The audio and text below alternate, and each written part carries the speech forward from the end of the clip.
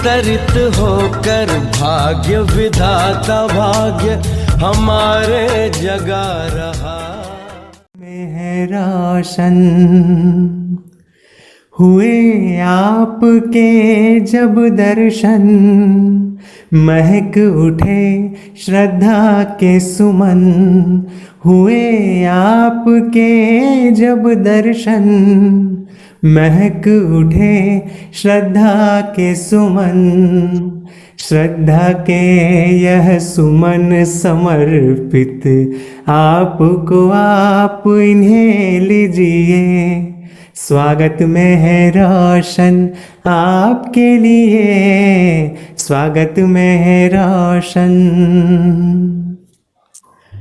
प्रतीक्षा थी निगाहों में, पलकें बिछी थी राहों में।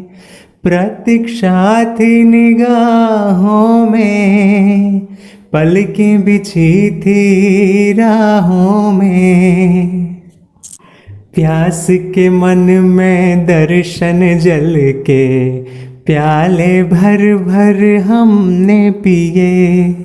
स्वागत में है रोशन आपके लिए, आँखों में सुनहरे सपनों के दिए। स्वागत में है रोशन। ओम शांति। ओम शांति। सपना बहन वेलकम, स्वागत में। तो हर दिल यहाँ रोशन है आपके लिए, आपका इंतजार था हम सभी को। और फुजेरा से हेमलता बहन ने भी आपको खास याद प्यार भेजा है, काफी तारीफ आपकी भेजी है। तो प्यारे साथियों, आज हमारे साथ सपना बहन है, आप दुबई से है। और बहुत सुंदर हम सपना बहन का आज सपना बहन के द्वारा अनुभव सुनने जा रहे हैं। और साथ साथ सपना बहन के जो साथी है, सपना बहन को सुनने के लिए जो आए हैं, उन सभी भाई बहनों का भी मैं बहुत बहुत स्वागत करता हूँ, दिलो जान से स्वागत करता हूँ। आप भले पधारे। और सपना बहन, आपसे गुजारिश, भले आप अपना अनुभव शेयर करना शुरू करें। सपना बहन। ओम शांति। मैं अपना अनुभव बचपन से शुरू करूंगी। बचपन में मुझे कृष्ण के बहुत अच्छे अनुभव होते थे। बचपन से ही मैं कृष्ण मेरे साथ खेलता था। जैसे छोटा बच्चा पैदा होता है ना, तो क्रॉलिंग करता है, तो कृष्ण मेरे साथ क्रॉल करता था। ऐसे जैसे जैसे बड़े हो रहे थे, कृष्ण मेरे साथ बड़ा हो रहा था। तो मैंने देखा कृष्ण कौन है जो ये छोटा मेरे साथ चल रहा है। तो मैंने पूछा तुम कौन हो? तो कहा मैं कृष्ण हूँ। और जितनी मैं छोटी उतना ही वो कृष्ण भी छोटा, और जितनी मैं बड़ी हो रही हूँ कृष्ण मेरे साथ बड़ा हो रहा है। तो वो मेरा फ्रेंड था। उसने कहा मैं तुम्हारा फ्रेंड हूँ। तो ये मुझे बहुत अच्छा लगता था। मेरे साथ बातें करता था, मेरे साथ खेलता था। और मेरी मम्मी को दिखाई नहीं देता था।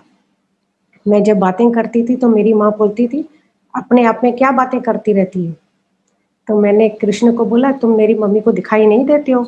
मैंने कहा मम्मी मैं इससे बात करती हूँ। बोला कौन इससे? अकेले अकेले खाली बात करती रहती है। तो मैं दिखा नहीं सक रही थी। तो मेरी माँ इसे सोचती थी। फिर ऐसे धीरे धीरे जैसे मैं बड़ी हो रही थी, मेरे साथ कृष्ण भी बड़ा हो रहा था। फिर मैं 4-5 साल की रही होगी, तो मेरे साथ एक बहुत बड़ी दुर्घटना हो गई। क्या हुआ, हम लोग इंडिया में टेरेस पे बच्चे खेलते हैं ना, तो मैं 5-6 साल की रही होगी। मैं भी टेरेस पे बच्चों के साथ खेल रही थी। तो अचानक ही टैंकी में पानी पीने के लिए बच्चे लाइन लगा के जाते थे। तो मेरे को पीछे से किसी बच्चे ने धक्का दे दिया और मैं टेरेस से नीचे गिर गई। तो हमारी 3rd फ्लोर की बिल्डिंग थी, ऊपर टेरेस पे मैं थी। तो वहाँ से मुझे किसी बच्चे ने पीछे से धक्का दिया, तो मैं गिर गई। तो आप सोचो कितनी हड्डियाँ टूटनी चाहिए। लेकिन मेरे को कुछ भी नहीं हुआ, क्योंकि मेरे को कृष्ण ने गोदी में ले लिया था। मैंने देखा ये कौन है, पूरा वाइट वाइट वाइट वाइट, और देखा तो कृष्ण। लेकिन वो कृष्ण बड़ा हो गया। मैंने बोला ये तो मेरे जितना छोटा था, ये बड़ा कैसे हो गया? तो फिर इतने में बच्चों के चिल्लाने की आवाज़ आई, गिर गई ऐसे चिल्लाते हैं ना। फिर कोई आया, हॉस्पिटल लेके गया। तो ऐसे डॉक्टर ने बताया मेरे को कुछ भी नहीं हुआ था, क्योंकि उसने मुझे आपको मालूम है इंडिया में पिग होते हैं ऐसे, तो उसके ऊपर मुझे छोड़ दिया था। वो नीचे पिग सोया था, उसके ऊपर मुझे कृष्ण ने छोड़ दिया और जोर से आवाज से वो पिग डर गया। तो मैं सिर्फ करवट बदला, इतना ही गिरी खाली, और मेरे को एक छोटा सा कांच मेरे सर पे लग गया था जिससे थोड़ा खून, लेकिन मेरे को कुछ नहीं हुआ, एक स्टिच आया था खाली। तो इतना, तो मेरी माँ लोग सब, तुमको भगवान ने दूसरा जन्म दिया है, ऐसे करके बहुत माँ ने प्यार किया, लेकिन मैं समझा नहीं सक रही थी कि मुझे किसने बचाया। फिर मैं थोड़ा ठीक हुई तो मैंने कृष्ण को बोला कि तुम बड़े कैसे हो गए, तुम तो छोटे हो और मुझे गोदी में कैसे उठाया। तो वो हंसने लगा और कहता है कि तुमको मैंने नहीं, शिव परमात्मा ने बचाया। मैंने कहा शिव कौन? तो मेरी चाची है ना, दादा लक्ष्मी सत्संग में जाती थी, गीता पढ़ती थी, तो कहती थी कृष्ण भगवान है। तो मैंने कृष्ण को बोला कृष्ण तुम भगवान हो? तो बोला नहीं मैं भगवान नहीं हूँ। मैंने बोला मेरी जो बड़ी चाची है ना, वो कहती है कि तुम भगवान हो। देखो कल उस दिन मैं गिर गई टेरेस से, तो तुम बड़े हो गए, अभी तुम वापस छोटे हो गए, तो तुम भगवान हो। तुम कभी भी बड़े हो सकते हो, कभी भी छोटे हो जाते हो, तो इसके लिए तुम भगवान हो, तुमको मालूम नहीं है। तो वो हंसने लगा, कहता है नहीं मैं भगवान नहीं हूँ। तो मैंने कहा कौन भगवान है? अभी मेरा फ्रेंड था ना, तो मैं बहुत ही फ्रेंडली बात करती थी, उससे झगड़ा भी बहुत करती थी। तो मैंने कहा कौन भगवान है, पहले ये बताओ। तो कहा शिव। तो मैंने कहा शिव माना वो जो सर पे पानी आता है, वो जो शंकर? तो कहा नहीं शिव। तो मैंने बोला शिव तो लिंग हो गया, क्या तुम पत्थर हो? कहा नहीं, आगे चल के तुमको सत्य ज्ञान पता पड़ेगा। तो उसने कहा मैंने कहा सत्य ज्ञान क्या? तो बोला जब अभी तुम बहुत छोटी है, अभी तुम नहीं समझ सकेगी, जब तुम बड़ी होएगी तब तुम सत्य ज्ञान समझ सकेगी, और टाइम आएगा तुमको सत्य ज्ञान मिलेगा। मैंने कहा अभी क्यों नहीं? बोला नहीं अभी नहीं। मैंने बोला कब मिलेगा? बोला तुमको सत्य ज्ञान मिलेगा चित्रों के द्वारा। तो मैंने कहा ऐसा कोई सत्संग नहीं है, मैंने नहीं सुना है। हमारी चाची जाती है तो हमने कभी भी नहीं देखा है कि कहाँ चित्र हो। वो लोग कुछ सत्संग सुनाते हैं, पर चित्रों के द्वारा ज्ञान मैंने कहीं भी नहीं देखा है। तो बोला आगे चल के तुमको सत्य ज्ञान मिलेगा। तो मैंने उसे जिद किया कि कब मिलेगा। उसने मुझे एक सीन दिखाई, जैसे मेरी गोदी में एक 2 महीने का बच्चा था, लेकिन मैं अपने आप को स्पष्ट नहीं देख सक रही थी। मैं क्योंकि मैं छोटी थी ना, तो एक सीन जैसे दिखाया था कि मेरी गोदी में एक छोटा बच्चा है 2 महीने का, और मेरे बाजू में एक बच्चा बैठा है 2 साल का, और मुझे कोई शिव के बारे में सुना रहा है। एक बड़ा चित्र है शिव के बारे में, वो मुझे कोई सुना रहा है। तो ऐसे सीन मुझे दिखाया। तो मैंने बोला अच्छा, लेकिन ये मैं सीन समझ नहीं सकी। मैं खुद ही छोटी थी ना, तो मैं अपने आप को भी ठीक से नहीं समझ सकी। तो बोला अभी तुम छोटी है ना, नहीं पता पड़ रहा है, आगे चल के तुमको सत्य ज्ञान मिलेगा। ऐसे करते करते कृष्ण मेरे साथ बड़ा हो रहा था, हमारा खेल पाल बहुत अच्छे से चल रहा था। तो फिर कृष्ण ने मुझे ये बात भी समझा दिया कि आगे चल के जो तुम सत्य ज्ञान मिलेगा ना, उसमें तुमको चलना है। तो मैंने कहा सत्य ज्ञान पे चल के मुझे क्या करना है? बोला तुम सत्य ज्ञान में चलेंगी ना, तो तुम सोने के झूले में झूलेंगी। तो मैंने कहा अच्छा, सोने के झूले में चल के मुझे करना क्या है, तुम क्या चाहते हो? क्योंकि मैं कृष्ण से बहुत प्यार करती थी। तो मैंने कृष्ण को कहा तुम क्या चाहते हो, मुझे क्या करना है?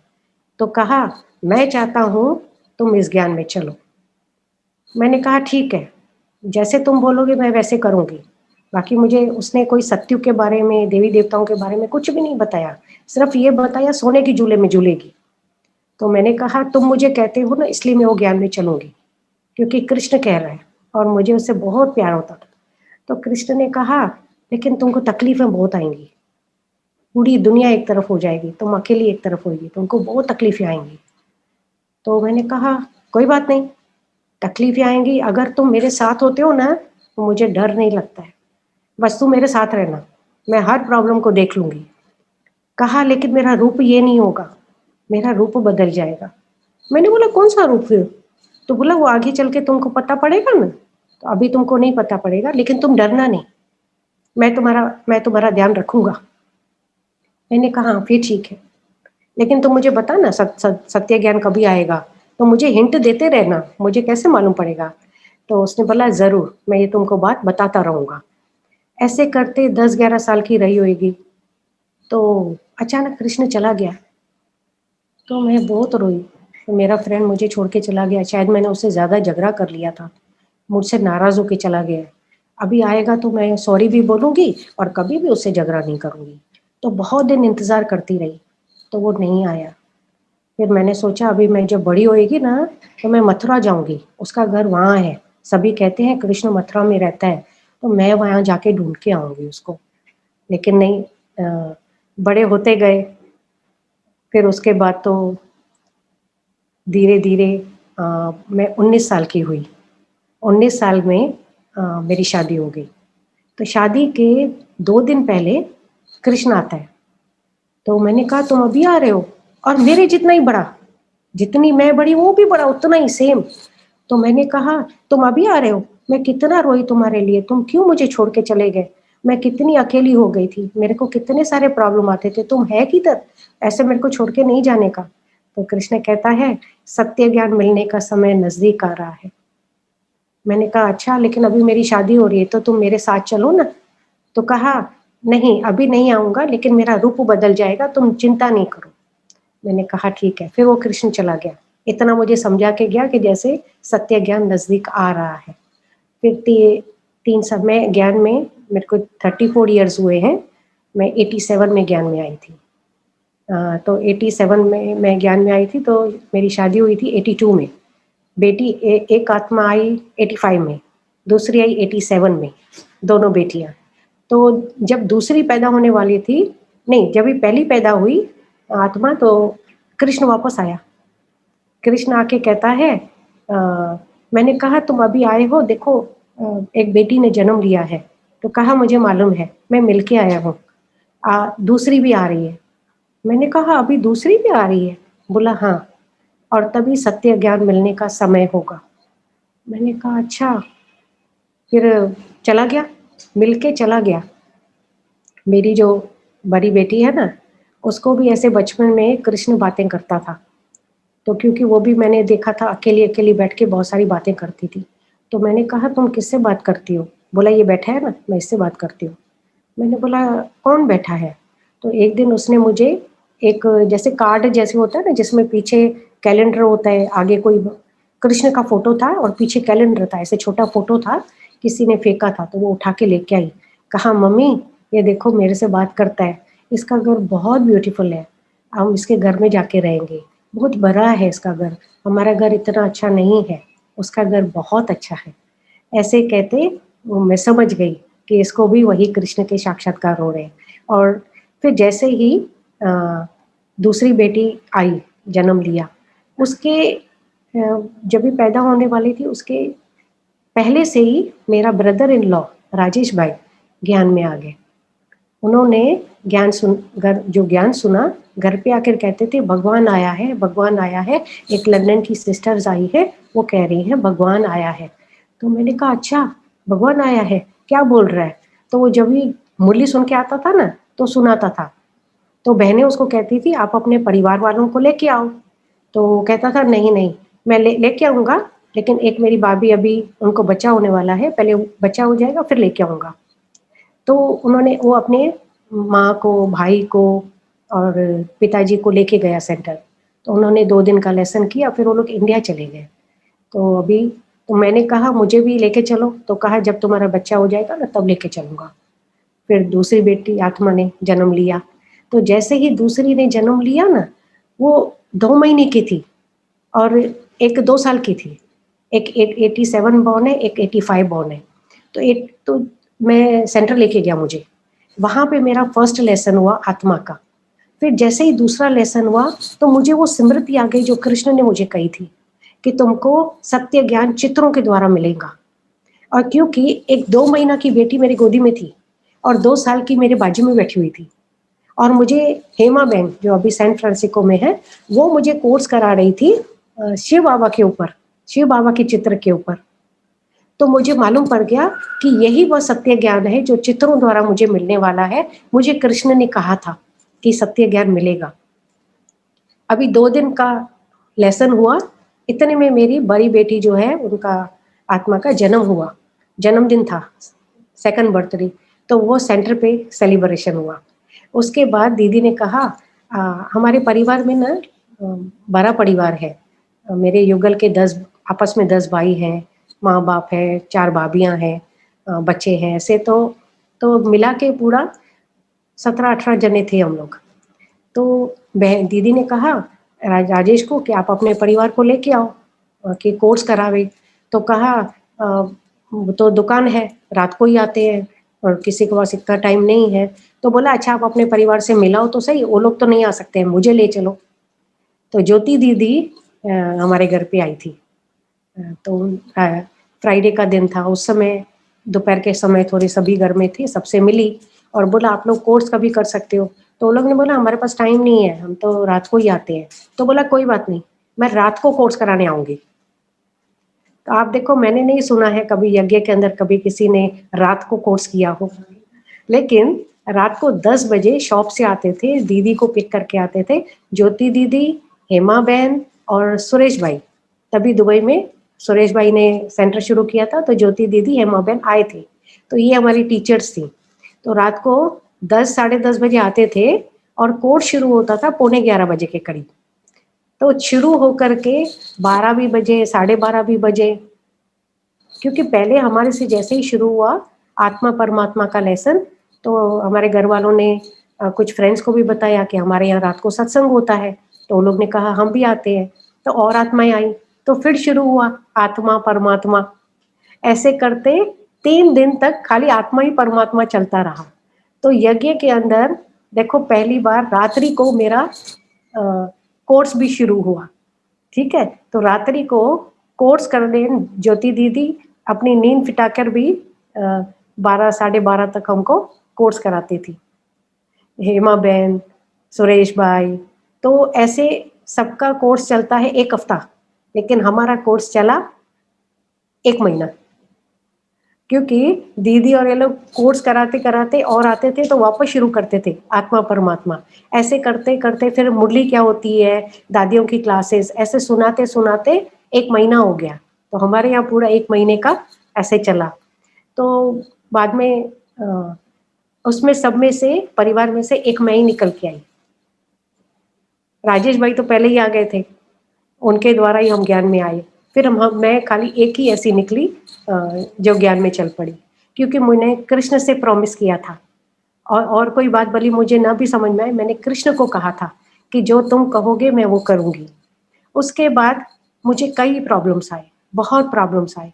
उस कृष्ण ने मुझे समझाया था मेरा रूप बदल जाएगा। तो मैंने जैसे ही ज्ञान लिया मुझे मालूम पड़ा मेरे ब्रह्मा बाबा ही तो कृष्ण बनने वाले हैं। तो मुझे ब्रह्मा बाबा से भी बहुत प्यार हो गया। मेरा कृष्ण तो ये है, जैसे बहुत प्यार होता था। तो मुझे बहुत सारी प्रॉब्लम आने लगी, इतने प्रॉब्लम थे, 14 साल मेरे को प्रॉब्लम आई। लेकिन ये बात थी कि मुझे बाबा पहले से ही जैसे बता देता था कि देखो ये बात ऐसे हो रही है। मैं बाबा को खाली बहुत प्यार से याद करती थी और बहुत अच्छे अच्छे अनुभव होते थे। तो बाबा मुझे पहले से ही जो प्रॉब्लम आने वाला होता था ना, वो पहले से ही बता देता था कि बच्ची ये ऐसे ऐसे प्रॉब्लम आ रहा है। तो मैं बाबा को बोलती बाबा भी मुझे क्या करना है, हाँ तो तुमको ना ये जवाब देना है।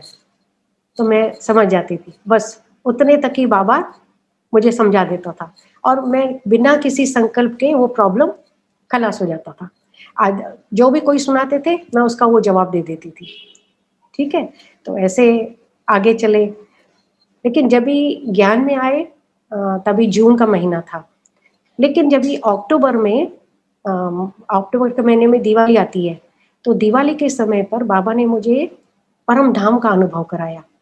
बाबा ने मेरे को दिखाया कि ये जो लाइट्स जल रही हैं दिवाली में, ये तो स्थूल लाइट्स है, लेकिन हम खुद लाइट की दुनिया में रहने वाले, हम खुद एक लाइट है। तो मुझे बाबा ने परम धाम का अनुभव कराया। बहुत लाइट लाइट प्यारी लाइट, बोला जितना तुम मुझे याद करोगी तुम उतनी पावरफुल लाइट बनोगी। तो बाबा ने जो परम धाम का अनुभव कराया, तो मुझे बाद में योग करने के समय परम धाम का अनुभव बहुत आसानी से होने लगा। फिर दिसंबर का महीना आया। दिसंबर में न्यू ईयर था, आने वाला था। तो हमारे सेंटर पे 3 घंटे का 31 दिसंबर को 1987 में दिसंबर की 31 को 3 घंटे का योग रखा गया। तो जैसे ही 3 घंटे का योग रखा गया, मेरी बहुत दिल थी मैं जाके पहले पहले मैं बोलूं हैप्पी न्यू ईयर बाबा। तो मुझे बहुत दिल हो रही थी, लेकिन मुझे छुट्टी नहीं मिली जाने की। सभी गए, घर परिवार से सब गए थे, मुझे छुट्टी नहीं मिली थी। तो मैं नहीं गई, लेकिन मैंने बाबा को कहा, वो मैं तो पहले ही आपको हैप्पी न्यू ईयर बोलने वाली हूँ। तो बाबा को बहुत याद कर रही थी, याद करते-करते 12 बजे ही भूल गई। 5 मिनट पहले ही मेरे को कुछ काम था, वो ध्यान से निकल गया। 12 बजकर 5 मिनट पर बाबा आया। बाबा ने कहा, "तुम नहीं आ सकती हो, लेकिन मैं तो आ सकता हूँ।" बाबा ने आकर के मुझे हैप्पी न्यू ईयर बोला और बाबा ने बहुत प्यार किया और मेरा हाथ पकड़कर मुझे सूक्ष्म वतन में ले गए। उस दिन मुझे सूक्ष्म वतन का डीप अनुभव हुआ।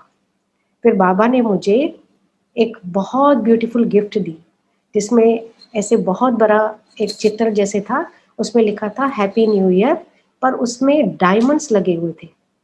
डायमंड्स लगे थे, तो मैंने बाबा को कहा, "बाबा, इस डायमंड्स का मैं क्या करूँ?" तो बाबा ने कहा, "ये डायमंड्स नहीं है, ये आत्माएँ हैं।" तो बाबा ने कहा, "तुमको खूब आत्माओं की सेवा भी करनी है।" तो उसके बाद मुझे रहस्य थोड़े-थोड़े समझ में आने लगे थे। ऐसे करते जीवन आगे बढ़ रही थी। बहुत बातें अभी आईं, लेकिन बाबा ने मुझे हर पल सँभाल किया, माँ बन कर के बहुत प्यार दिया। बाबा मेरा बच्चा भी है, तो माँ के रूप में भी मुझे बहुत प्यार करता है। मैं भी उसे बहुत-बहुत प्यार करती हूँ।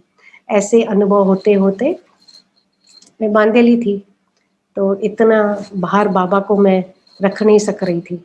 लेकिन मैंने बाबा को कहा, फिर मैं क्या करूँ? कहाँ रखूँ? तो मैंने कबाड़ के अंदर अपनी वैल्यूएबल चीज़ें जो रखी जाती हैं, मैंने मेरे वैल्यूएबल को कबाड़ में बंद कर दिया। मेरे बाबा को एक कबाड़ में एक शेल्फ था, उसके अंदर ऐसे कबाड़ में बनाया और वहाँ बाबा को रखा। और बाबा को खूब याद करती थी, बहुत भोग लगाती थी, छोटी थाली ले लिया, उसमें मैं बाबा को भोग लगाती थी। फिर मैं धीरे-धीरे मुझे ऐसे अनुभव होने लगा, मैं जैसे ही वहाँ बैठूँ कबाड़ खोल के बाबा को याद करने, तो मुझे ऐसे अनुभव होता था कि जैसे ये कबाड़ का एक ड्रॉअर नहीं, शेल्फ नहीं है, लेकिन एक बहुत ब्यूटीफुल कमरा है, जिसमें बहुत ब्यूटीफुल फ्लावर सजे हुए हैं और वहाँ बाबा मेरा इंतज़ार कर रहा है। मैं फिर बाबा के पास जाती थी, बाबा मुझे दृष्टि देता था। मैं दृष्टि लेते-लेते बहुत प्यार से लाल-लाल रूम, वो रूम लाल-लाल प्रकाश में हो जाता था। जैसे मेरे मधुबन में बाबा का कमरा ना बहुत अच्छा अनुभव होता है, वैसे होने लगा। मुझे बहुत अच्छा लगने लगा, जैसे मैं दूर ही नहीं हूँ, बाबा से बाबा के पास ही बैठी हूँ। ऐसे मेरे योग का वो भी टाइम भी बढ़ने लग गया और मुझे मालूम ही नहीं पड़ता था, मैं 1-1 घंटा वहीं एक कबाड़ खोल के बैठी होती थी। हर रोज़ ऐसे लगता था कि मैं वो कबाड़ का शेल्फ के अंदर नहीं हूँ, लेकिन मैं एक ब्यूटीफुल कमरे में गई हूँ।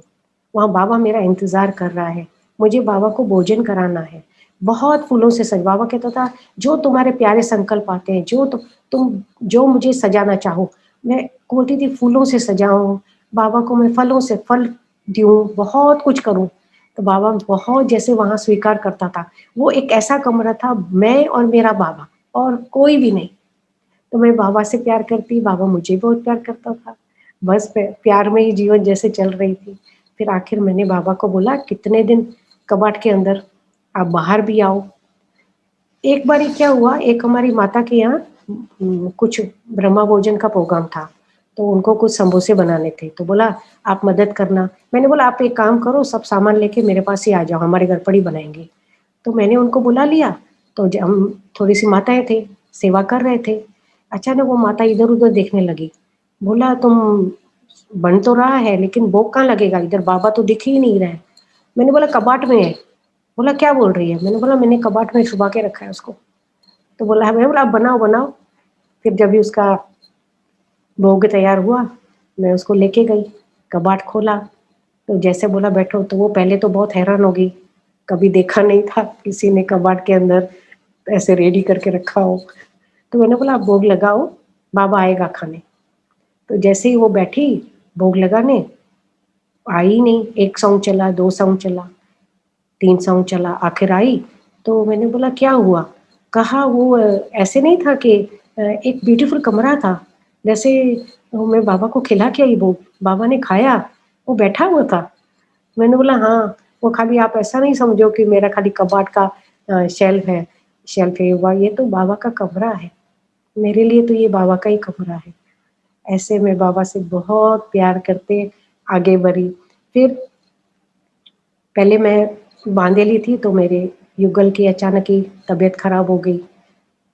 फिर उसको हॉस्पिटल में बाबा के बहुत साक्षात्कार होने लगे। हॉस्पिटल में आईसीयू में था, बॉम्बे के लीलावती हॉस्पिटल में। लेकिन उसको बाबा के बहुत साक्षात्कार होने लगे। तो वो भी जैसे बाबा को याद करने लगा। हॉस्पिटल से जब घर आए तो बोले बाबा को रखो सामने। तो बाबा का फ़ोटो रखा तो देखता रहता था बाबा का। फिर बॉम्बे में हमने घर बनवाया था, तो उनके कमरे के बाजू में ही बाबा का कमरा था। तो मेरा युगल बार-बार जाके बाबा के पास बैठ जाता था और दृष्टि लेता था। मैंने बोला क्या हुआ? बोला यहाँ से मुझे जो पावर आती है ना, मेरी तबीयत बहुत अच्छी होती है फिर। मेरे को अच्छा लगता है, तो मुझे भले यहाँ बैठने दिया करो। तो मैं देखूँ वो घंटों-घंटों बाबा के पास बैठा है और जब भी तबीयत खराब हो गई तो 3-3 बार मुरली पढ़ने लगा। सवेरे नींद से उठता था, मुरली पढ़ता था। फिर बाद में बेटी मेरी आती थी तो कहता था इधर आओ मैं तुम्हारे को मुरली सुनाऊँ। फिर उसको मुरली सुनाता था। रात को मैं मुरली सुनाती थी। रात को हमारी फैमिली गैदरिंग इस तरह से हुई मुरली के द्वारा। बाबा ने फिर मेरा हस्बैंड को दोनों बेटियाँ थोड़ा हाथ-पाँव धो जोड़ देती थी और मैं मुरली सुनाती थी। और मुरली के साथ-साथ मैं जो कइयों के अनुभव सुनती थी, दादियों के मैं तो वो मैं उनको सुनाती थी। तो उसको बहुत अच्छा लगता था और उसकी तबीयत भी बहुत अच्छी हो रही थी और बहुत खुश हो रहा था बाबा को याद करके। पहले उसको बहुत बिल्कुल प्यार नहीं था, फिर जब तबीयत खराब हुई तो बहुत बाबा को याद करने लगा। इतने अच्छे-अच्छे साक्षात्कार होने लगे।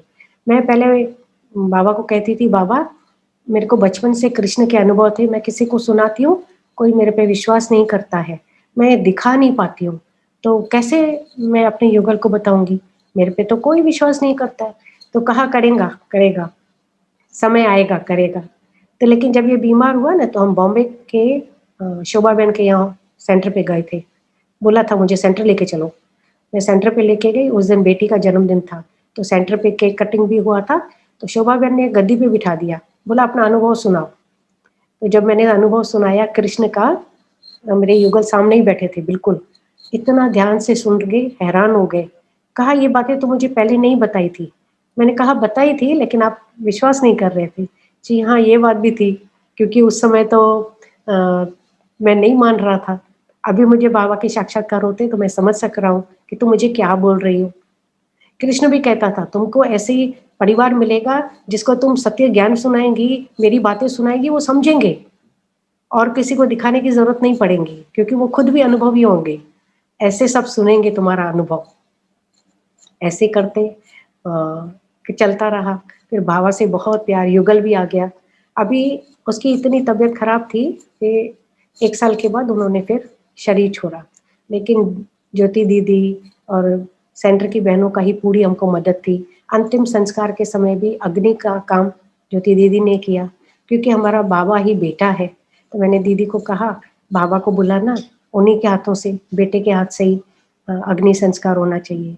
तो दीदी ने ही उनका फिर अंतिम संस्कार भी किया और जे 12 दिन तक हमारे यहाँ रोज़ सत्संग, कोर्स सब चलता रहा और जब भी उन 12वें दिन के बाद हम मधुबन गए थे और मधुबन में उनके 12वें का भोग लगा था। वो भी दादी जानकी ने कहा ऊपर हिस्ट्री हॉल में जाके लगाओ, जहाँ बाबा का भोग लगा था, वहीं लगाओ इनका भोग। तो वहाँ पे उनका भोग लगा था, परिवार वाले आए थे सभी। तो ऐसे चलता रहा। बहुत बाबा ने आज भी हमको बहुत सँभाल के रखा है और फिर जयंती बहन भी उनको मिलने आई थी हॉस्पिटल में। दीदी से भी बहुत प्यार था। तो युगल भी जब भी शरीर छोड़ने वाले थे तो थोड़ा समय पहले से ही दीदी के बारे में भी पूछ रहे थे, ज्योति दीदी कभी आएँगी? क्योंकि ज्योति दीदी तभी लंदन में थी। तो अ, ज्योति दीदी का भी उन्होंने बहुत अ, किया। दीदी से फ़ोन पे भी बात कराई, दादी गुलज़ार से भी फ़ोन पे बात हुई थी। अ, स जो भी बड़े आते थे तो सेंटर से उनको फ़ोन पे ज़रूर बात कराते थे और जब अर्जुन भाई बीमार थे, तो दीदी सेंटर पे जो भी बड़े आते थे, सबको मिलने के लिए ज़रूर भेजती थी, अर्जुन भाई को मिल के आओ। तो सबकी दृष्टि भी उन पे बहुत पड़ चुकी है, बहुत प्यार से याद करते हैं। याद करता रहा और सबकी अच्छी दृष्टि भी मिलती रही। सभी ने उनको बहुत प्यार दिया। ब्राह्मण परिवार से उनको बहुत प्यार मिला था। ऐसा करते फिर अभी बहुत उसके उनके जाने के बाद अ, ऐसे लगा उन्होंने ही बाबा का फ़ोटो पसंद किया था, जो मधुबन में बाबा है। तो उन्होंने कहा जो आप मेरे पास में बाबा देख रहे हैं ना, ये सब उन्होंने ही पसंद किया था। तो वो ही उन्होंने फिर मैंने बनवाया था, तो वो बहुत खुश हो गए थे। तो शरीर छोड़ा था तो बाबा को रखा था। उसके बाद 1-2 साल के बाद हमारे यहाँ गीता पाठशाला भी खुली थी, क्योंकि सेंटर दूर हो गया, तो गीता पाठशाला भी खुली थी। तो जो मैं बाबा को कहती थी, "बाबा आप कबाट के अंदर हो, बाहर कभी आओगे?" तो वो जो बाहर बाबा आए, तो और उसके बाद जो सेवाएँ हुई, तो वो मुझे इतनी खुशी होती है, मैं इतना क्या सुनाऊँ। सभी बड़े भी, चाहे सूरज भाई, चाहे राजू भाई, चाहे मधुबन से सुदेश दीदी, जो भी आते थे, तो ज़रूर हमारे यहाँ पे भी आते थे। हमारे यहाँ पे भी प्रोग्राम चलता था। गीता पाठशाला भी अच्छी चली और बहुत बाबा ने इतना प्यार से रखा, इतनी संभाल की। कोई दुनिया में इतना प्यारा नहीं है, जितना मेरा मीठा बाबा है। आज भी हम हमारा बड़ा भी बाबा है, हमारा बेटा भी बाबा है, सब कुछ हमारा बाबा ही है। यही हमारा ध्यान रखता है ना? और हमारे यहाँ फिर एक बारी मन में आया कि 108 घंटे की भट्ठी रखनी चाहिए। तो दीदी को बोला, "दीदी 108 घंटे की भट्ठी रखो हमारे यहाँ पे भी।" मैं जब से ज्ञान में आई हूँ सुन रही हूँ 108 घंटे की भट्ठी, तो मुझे बड़ी मन हो रहा है करे। तो दीदी ने बोला, "तुमको बहुत तकलीफ होएगी, कोई कोई नहीं होगा तो तुमको बैठना पड़ेगा।" मैं बोला, "कोई हर्जा नहीं है, शुरू करते हैं।" तो 108 घंटे की जब भट्ठी शुरू की, इतना अच्छा लगा और सभी को बहुत-बहुत मज़ा आया। आप विश्वास नहीं करेंगे 1 घंटा ऐसे नहीं था जो कोई ना हो, कोई ना कोई आ ही रहा था। तो 108 घंटे ऐसे हो गए मालूम ही नहीं पड़ा कि 108 घंटे बीत गए। इतना प्यार से सभी ने दिल से भट्ठी किया, दिल से। रात को भी माताएँ 1-2 नहीं, पूरा ग्रुप आ जाता था। सभी हम कम से कम 20-25 जने होते थे, पूरी रात ही जागते थे और स्वमान एक-दूसरे को बोल के जैसे एक गेम जैसे खेलते थे और सोमान याद करते-करते सभी बोलते थे। तो बहुत मज़ा आता था और उसमें मेरे को ऐसे लगा कि जैसे बहुत सारे घर की भी नेगेटिविटी भी खलास हो गई और बहुत घर शक्तिशाली हो गया। पूरा घर वतन में है, इतनी शक्तियों का अनुभव होने लगा। तो फिर उसके अंदर तो बहुत सारे श्रेष्ठ कार्य भी हुए। ऐसा करते-करते बाबा ने संभाल किया है आज तक भी। फिर गीता पाठशाला भी खुली थी।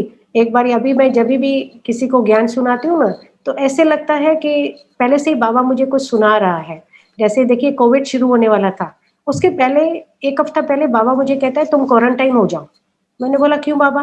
लेकिन एक था कि मुझे सेंटर से बहनें सुनाती थी जब भी दादियाँ थी ना, तो बाबा भी क्वारंटाइन कराते थे और 4-4 5-5 दिन एकांत में चली जाती थी और खाली उनके बाहर ही भोजन रख देते थे कि खुद ही ले लेवे और कोई देहधारी की शक्ल नहीं देखनी है। ऐसे-ऐसे सब बहुत तीखी तपस्या की है।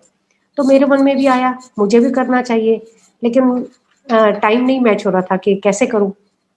अचानक ही बाबा ने बोला तुम क्वारंटाइन हो जाओ, उसका अनुभव करो। मैंने कहा ठीक है आज ही हो जाती हूँ। तो सेंटर पे बहनों को बोला अभी घर जा रही हूँ, मुरली सुन के मैंने बोला आज मुझे क्वारंटाइन होना है। बाबा ने बोला आज तुम अभी क्वारंटाइन हो जाओ। मैं जा रही हूँ क्वारंटाइन हो जाऊँगी, आज किसी से बात नहीं करूँगी, कमरा में बंद रहूँगी, किसी की शक्ल नहीं दिखने वाली हूँ। खाली बाबा और मैं और कोई भी नहीं।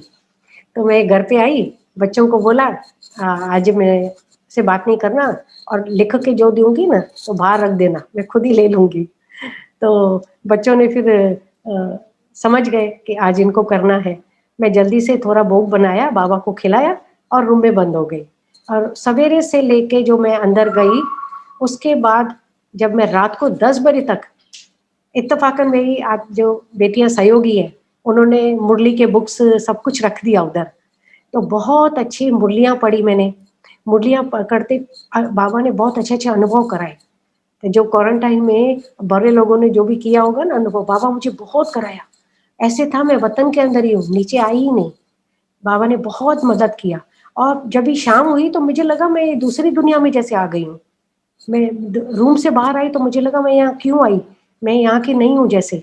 अलग-अलग लग रहा था। 16 घंटे अंदर बंद थी, लेकिन उसमें मुझे इतनी स्ट्रॉन्ग फीलिंग आई कि मैं इस दुनिया की नहीं हूँ, मैं वहाँ की हूँ। तो मुझे वो घर अपना परम धाम और सूक्ष्म वतन बहुत याद आता रहा। यहाँ पे मैं अलग-अलग फ़ील कर रही थी और ब एक बार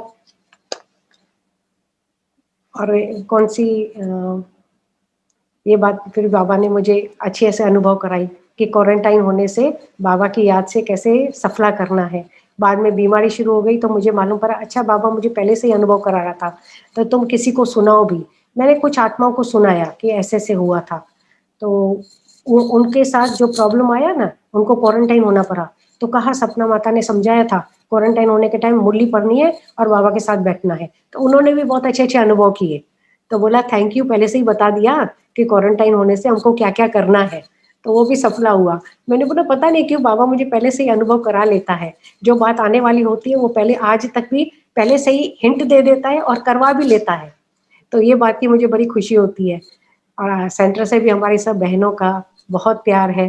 वहाँ की जो सब बच्चियाँ आई हैं, बाबा ने हमारे लिए सेवार्थ भेजी है, वो भी सब मेरे को बहुत अपनी लगती हैं, अपनी बच्चियाँ हैं। बाबा ने हम हमारे लिए सेवा के लिए भेजा है। सब हमको बहुत प्यारे लगते हैं।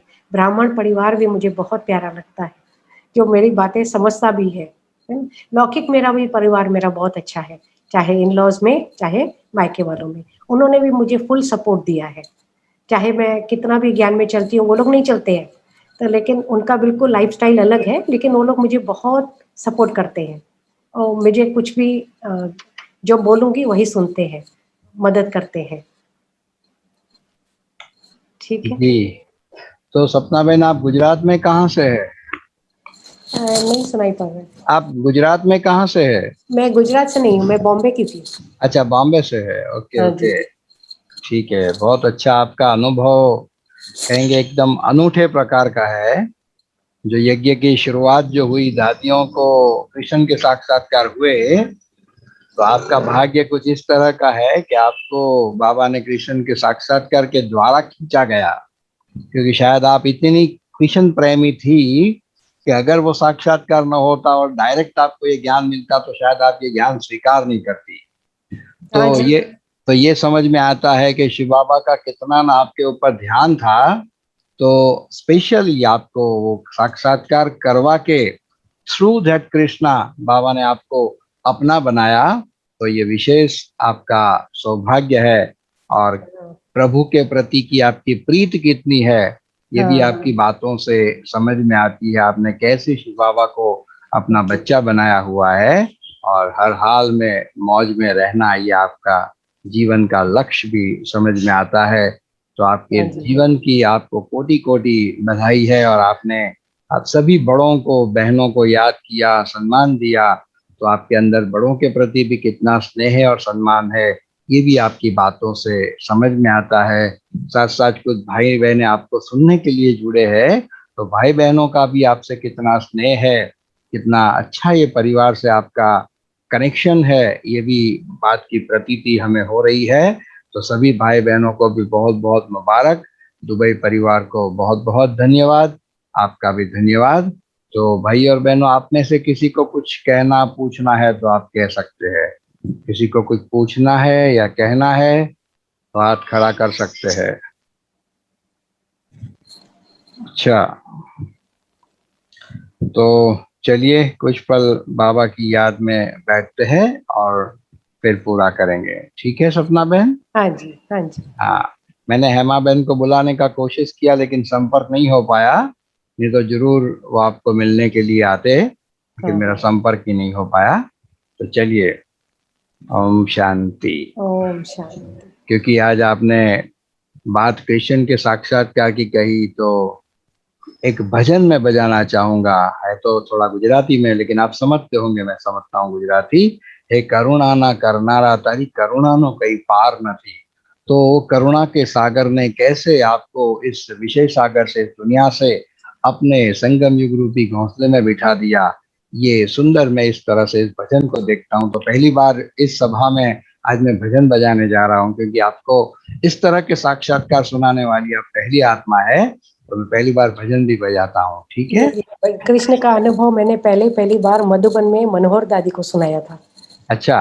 हाँ, वाह। जब मैं पहले मधुबन गई थी तो मनोहर दादी ने बुलाया था, कहा जी बचपन से तुम्हारी स्टोरी सुनाओ। मैंने कहा आपको कैसे मालूम बचपन से मेरी स्टोरी है? जी बताओ बताओ। मैंने बोला कृष्ण के अनुभव होते थे, तो उनको पहले पहले अनुभव, कृष्ण का अनुभव पहले मनोहर दादी को सुनाया था। जी। दादी तो वैसे भी मनोहर कहानियां सुनने और सुनाने वाली थी, तो ये भी बहुत अच्छा सौभाग्य है, बहुत अच्छी बात। तो चलिए, आप कुछ पल सबको दृष्टि दीजिए, बाबा की याद में 2 मिनट में हम पूरा करेंगे।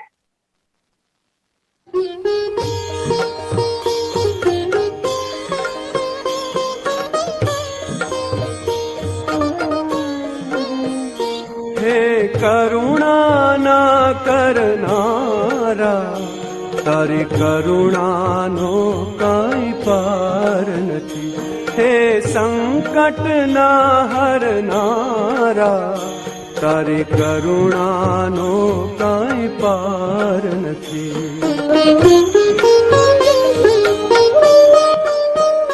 मारा पाप भरा छे एवा, तारी भूलो करवी सेवा, मारी भूल